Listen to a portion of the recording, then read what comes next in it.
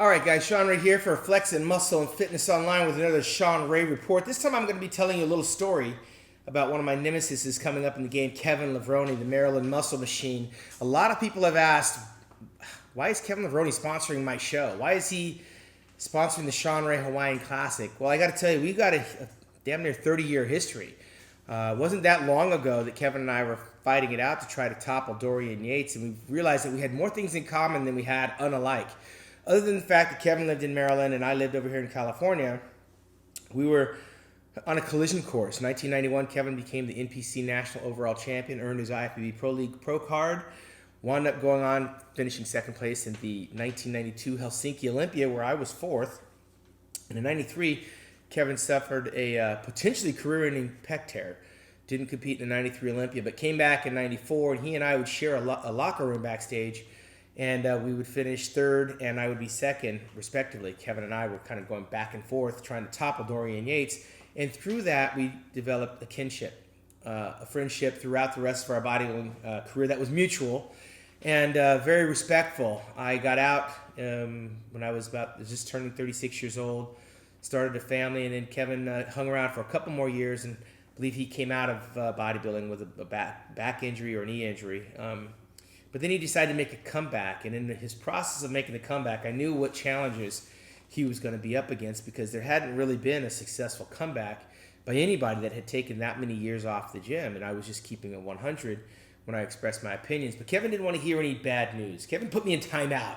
He didn't want to hear any negativity. He didn't want to hear any pundits talking about what he could not do. He went about the business of doing what he needed to do, and along the way, I hear reports that he's draining his knee. He's got some liquid buildup. He's got a back injury. He re-injured the other good pec. And I was just concerned as a friend that, look, there's more to life than the Olympia. You spent your half of your life chasing that damn thing. You got injured pursuing it. You're retired. You have a son.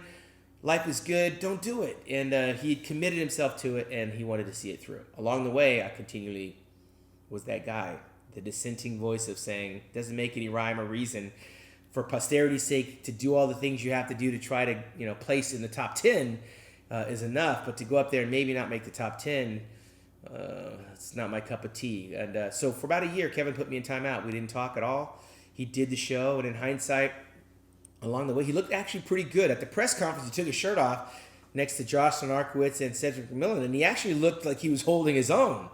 As it would have it, Josh and Cedric were not a threat to the throne, and of course Kevin didn't make the top 10 because 24 hours later you got to be up there in your skivvies and you have to show your whole body, and Kevin just wasn't ready for prime time. I didn't beat him up too much about it. It was pretty predictable. It was the wrong place at the wrong time. Those guys were half his age, and he'd been away from the game that long. And time doesn't stand still for the greats. I don't care what sport you're playing, but these young guys are just too hard to keep up. And I think Kevin knew on a certain level. He knew, but he wanted to see it through for his fans, and also it gave him purpose to get up out of bed at 50-plus years old and do it. And I commend him for that.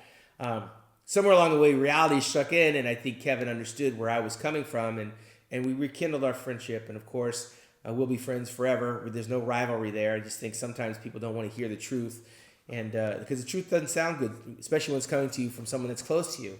But Kevin looked respectable, and of course he went out on his last competition in Australia at Tony Doherty's Arnold Classic, and he looks back, and it wasn't about winning, but I think somewhere deep down it was always about winning for Kevin. He's a competitor, he's a fighter, but the Maryland Muscle Machine, he's kind of an enigma, man. You just can never really figure that guy out. As competitive as he was, and as good as he was. By the way, right before he stopped bodybuilding, he literally was the winningest pro bodybuilder of his time. And when he stepped aside, Ronnie Coleman came by and eclipsed him. And then, of course, Dexter Jackson eclipsed Ronnie Coleman. But for the time, Kevin was doing the business of 4-time Olympia first runner-up, a 2-time Arnold Classic champion.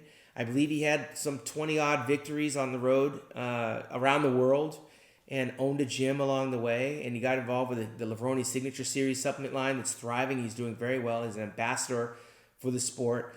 He's done more off the stage of bodybuilding than he did on the stage. He's in the Bodybuilding Hall of Fame, and he's definitely one of the greats of all time. I'm proud to say that he's my friend. But a lot of people wanted to know what's going on? Are you enemies with Kevin? I was never an enemy of Kevin. I'm a critic. It's what I do. I break shit down, and sometimes I'm right and sometimes I'm wrong. In this situation, I happen to be right again. in terms of his athletic ability to make the comeback. But he did, he did hold the flag for those guys that if you start something, you can finish it on your terms. And he's not going to lose any sleep now, knowing that he did what he set his course on, and he did it in spite of all the people that didn't believe he could actually make it to the stage. Because I was one of the guys that said he probably won't make it to the stage. Kudos to Kevin Levrone. I'm glad we're back in good graces. I'm looking forward to seeing you November 23rd at the Shawn Hawaiian Classic out in Waikiki Beach. Thank you for being one of our contributing sponsors, our presenting sponsor, and continuing the legacy of Joe Weider to give back and to motivate and inspire as you always have. The Shawn Ray Report. I'm Shawn Ray.